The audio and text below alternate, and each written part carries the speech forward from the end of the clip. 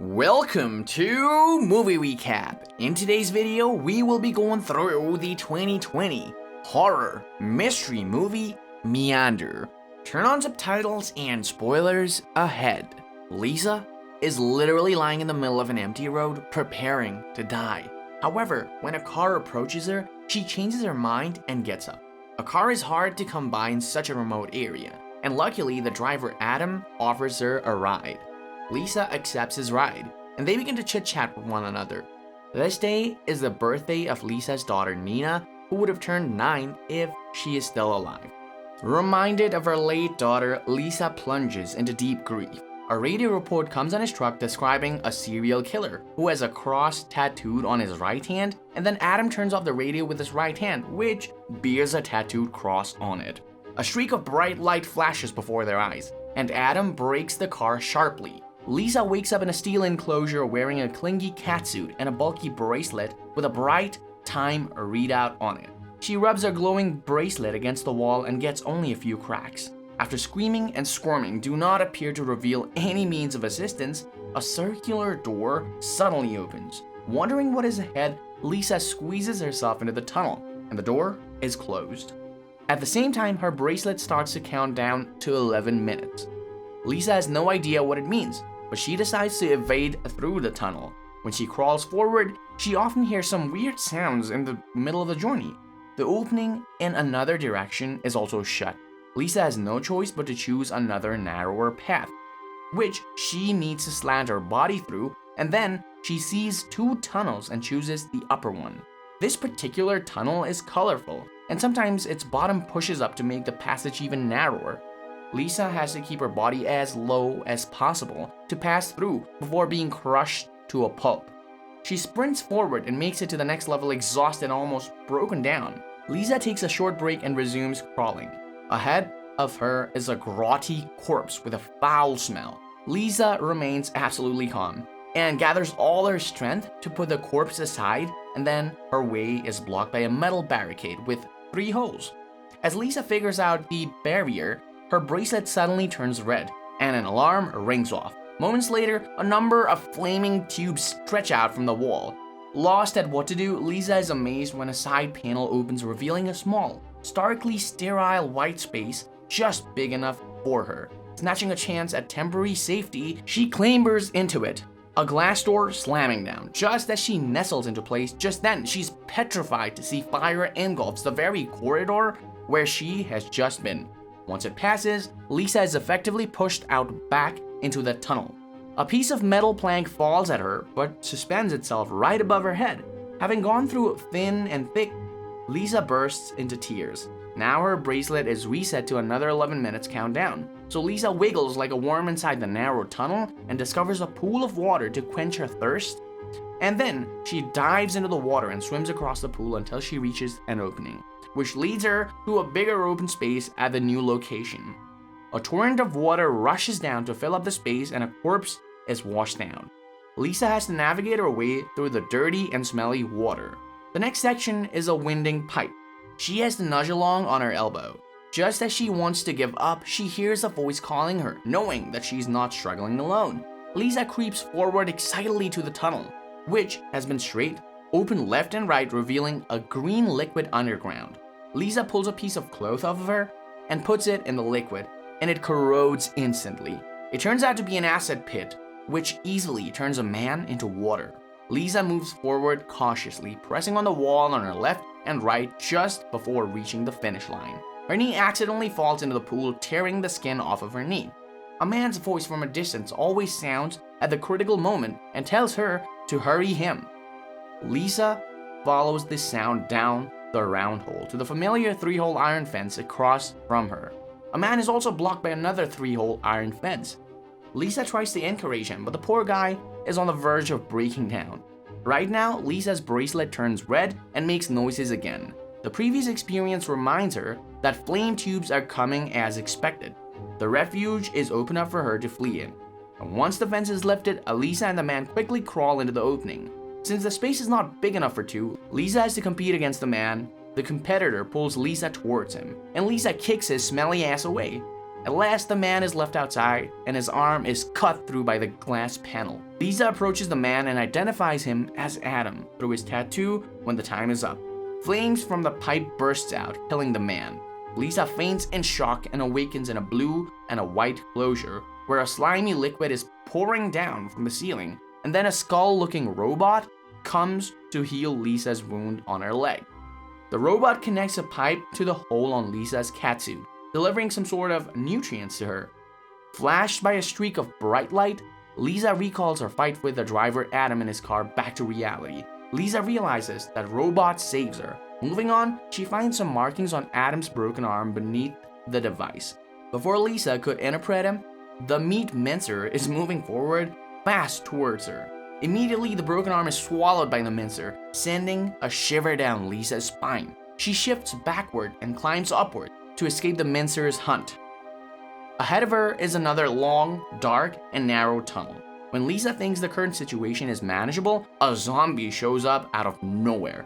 Terrified, Lisa looks at the zombie behind her. Holding her breath, the zombie attacks Lisa, but she escapes the zombie by entering another tunnel. The two entrances lay before her, one on her left and the other one on her right. Lisa knows that only when she chooses the correct entrance, she can survive at this time. She remembers the symbols of Adam's broken arm, but nothing like that is found on her bracelet.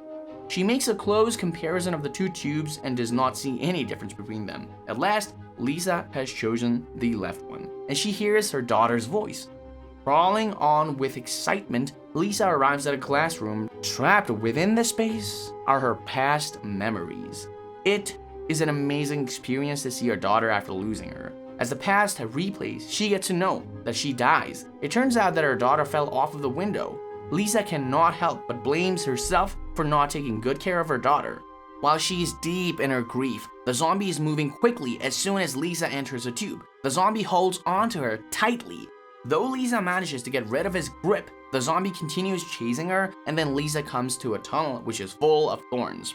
At the end of the tunnel is a blue sky. Since victory is close at hand, Lisa cannot offer to give up now. Her bracelet goes red again, implying another round of fire blast is underway. Lisa does not hesitate to go through the thorns despite the tremendous pain.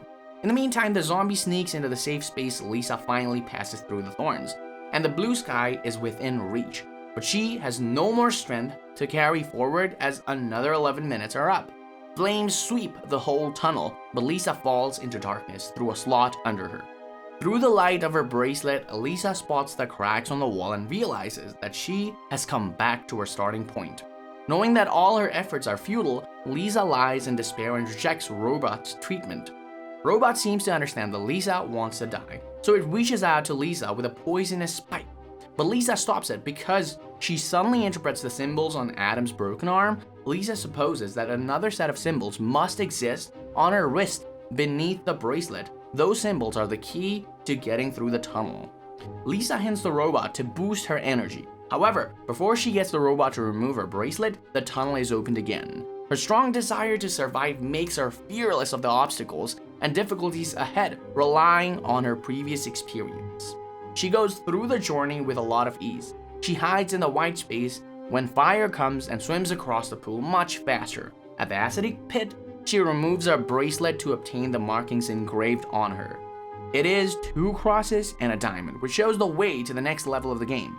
Overcoming hurdles, Lisa reaches a point where she needs to choose either to go left or right. According to the clue, she should choose the right and then turn left as the next crossing.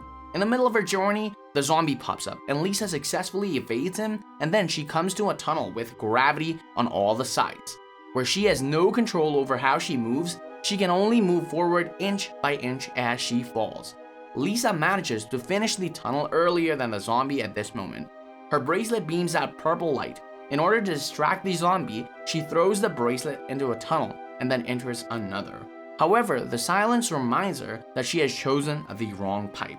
So, she detours soon after. Lisa walks into what it looks like an internal organ. She rips open the membrane and goes in and tries to touch it with her hand. Unexpectedly, a large hand appears and scares her shit off. Stepping back, Lisa sees many shadows of monsters on the membrane, and then a face draws near to Lisa, snuggling with her. Tearing off another membrane, Lisa finds her bracelet just when she reaches out to pick it up. The bracelet turns red and the alarm sounds. Lisa climbs back quickly, kicks off the zombie who tries to grab her leg, and ducks into the safe space revealed. She makes fun of the zombie and watches it scream with rage. She plans to take a break, waiting for the fire to wipe out, and the zombie unexpectedly, the flame tubes do not work, and the glass baffle suddenly opens. The zombie attempts to bite Lisa, and Lisa ravages him until he bleeds to death.